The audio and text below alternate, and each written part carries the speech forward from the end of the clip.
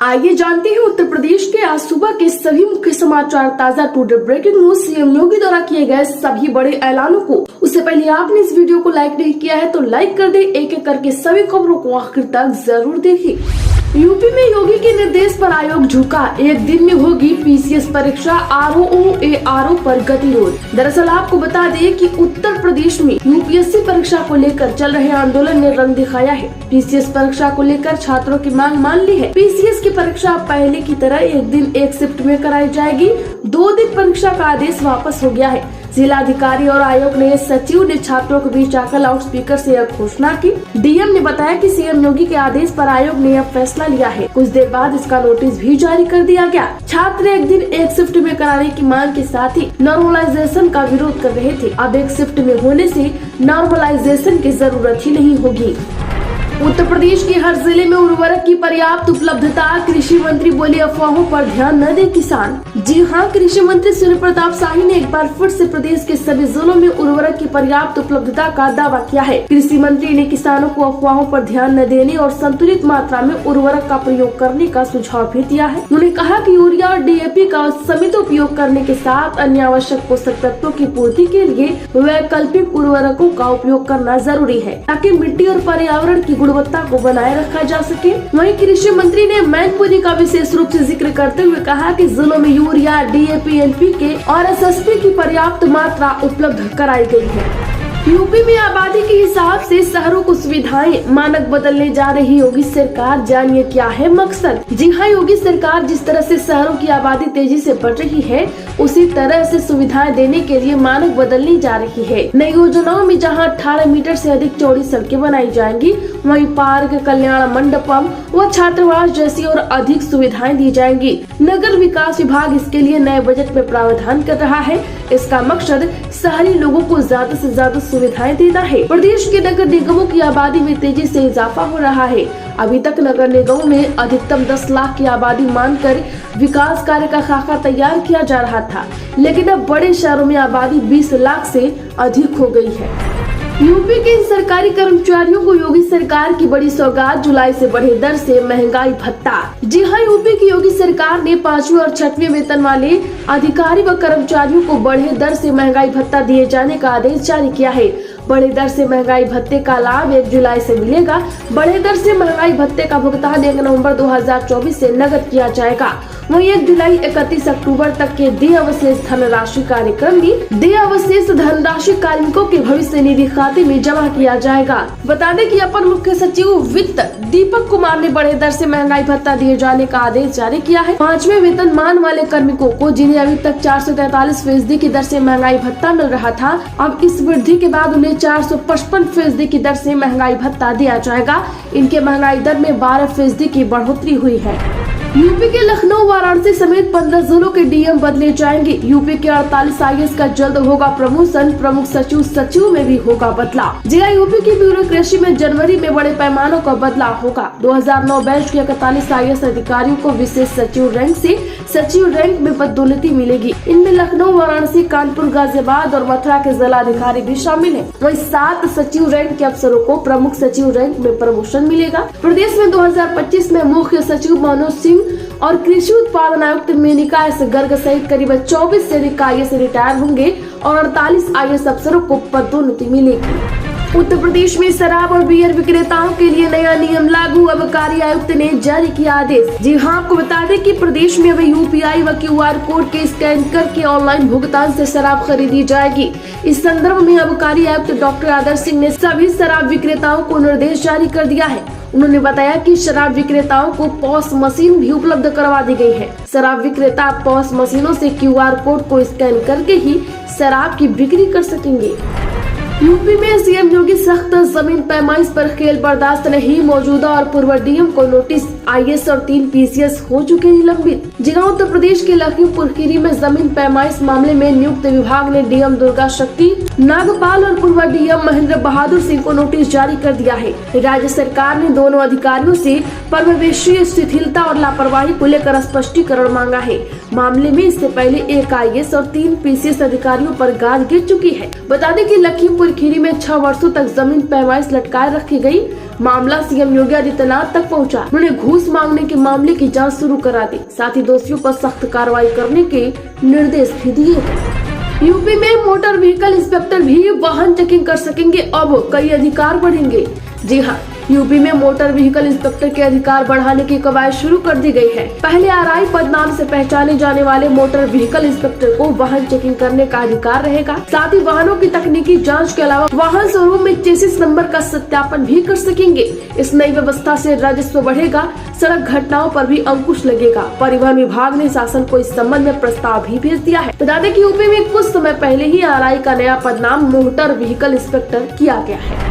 उत्तर प्रदेश के सभी आंगनबाड़ी केंद्रों का करें अध्ययन, 1 महीने में रिपोर्ट करे पेश, लखनऊ हाईकोर्ट का आदेश। जी हां, इलाहाबाद हाईकोर्ट की लखनऊ खंडपीठ में प्रदेश के सभी आंगनबाड़ी केंद्रों को चलाने और वहां से बांटने के लिए आए पौष्टिक आहार का मुद्दा उठाया गया। याचिका पर सुनवाई के बाद कोर्ट ने पाया कि प्रदेश के सभी आंगनबाड़ी केंद्रों का अध्ययन कराने की जरूरत है। कोर्ट ने रक्षा खाद्य एवं अनुसंधान प्रयोगशाला मैसूर के निदेशक को आदेश दिया है कि प्रदेश के सभी आंगनबाड़ी केंद्रों का अध्ययन करके उसकी रिपोर्ट न्यायालय में दाखिल करी।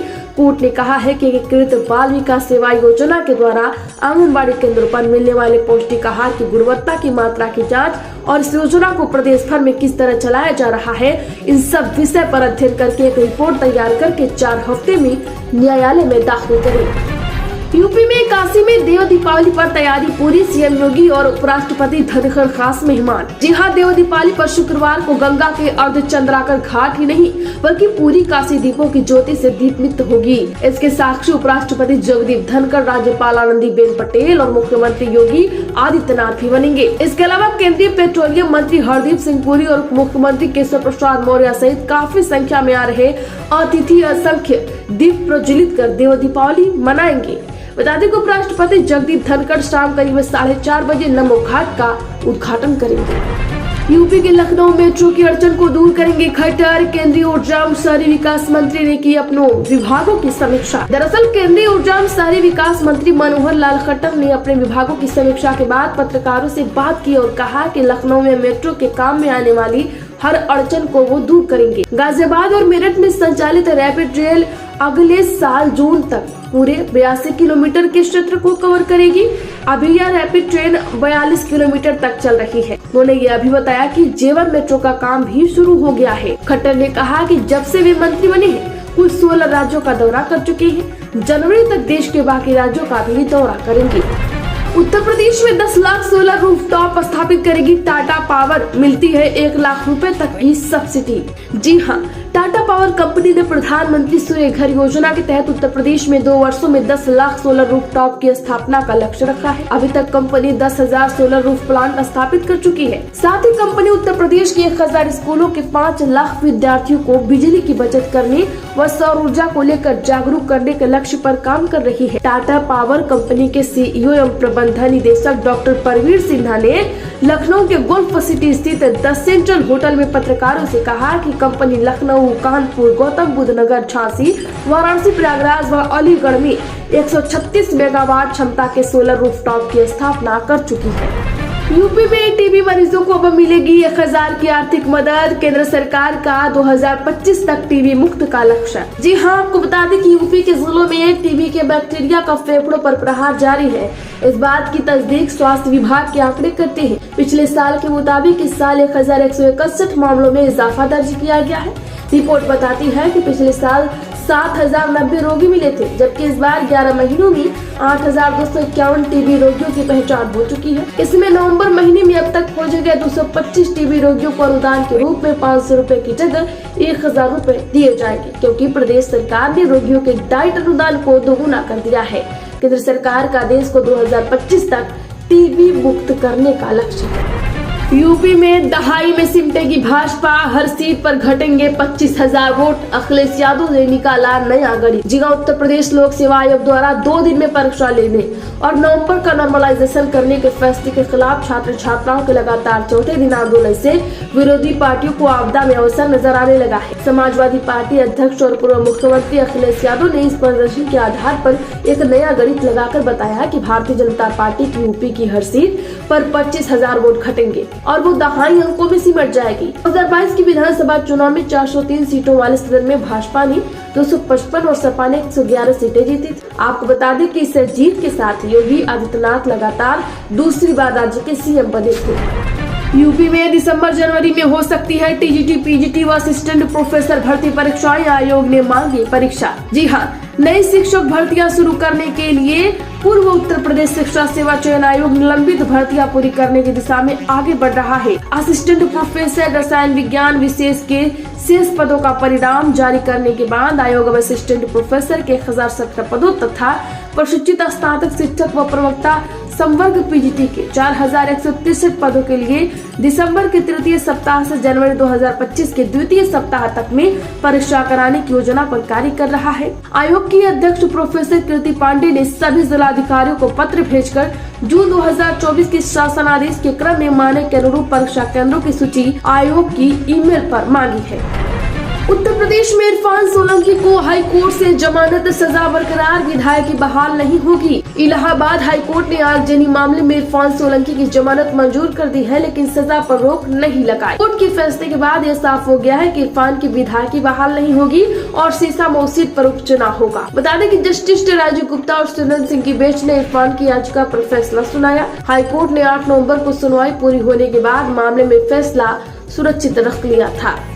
यूपी के संविदा बस ड्राइवर कंडक्टरों के लिए राहत भरी खबर, 1 करोड़ का होगा बीमा। जी हां, यूपी राज्य सड़क परिवहन निगम में संविदा पर तैनात कर्मियों के लिए राहत भरी खबर है। निगम प्रशासन अपने संविदा चालक परिचालक के लिए नई बीमा पॉलिसी लेकर आ रहा है। इसमें ड्राइवर और कंडक्टर का 1 करोड़ रुपए का बीमा होगा। बस घटना या ड्यूटी के दौरान संविदा चालक या परिचालक अगर नहीं रहता है तो परिजनों को 1 करोड़ मिलेंगे। वहीं इसमें जो आश्रित है जैसे बेटा बेटी, उनकी शिक्षा और बेटी की शादी के लिए 10-10 लाख बीमा का लाभ दिया जाएगा। यूपी में सरकारी कार्यालयों कॉलोनियों में 31 मार्च तक लगाए जाएंगे स्मार्ट प्रीपेड मीटर, केंद्रीय ऊर्जा मंत्री ने दिए निर्देश। यहाँ प्रदेश में पहले पहल सरकारी कार्यालय व कॉलोनियों के साथ ही वाणिज्यिक प्रतिष्ठानों में ही स्मार्ट प्रीपेड मीटर लगाए जाएंगे। स्मार्ट प्रीपेड मीटर की गुणवत्ता को लेकर उठ रहे तमाम सवालों के बीच केंद्रीय ऊर्जा मंत्री, आवास एवं शहरी कार्य मंत्री मनोहर लाल खट्टर ने स्पष्ट तौर पर कहा कि अगले वर्ष 31 मार्च तक प्रीपेड स्मार्ट मीटर सभी सरकारी कार्यालयों, सरकारी कॉलोनियों और वाणिज्यिक प्रतिष्ठानों में ही लगाने का काम होगा।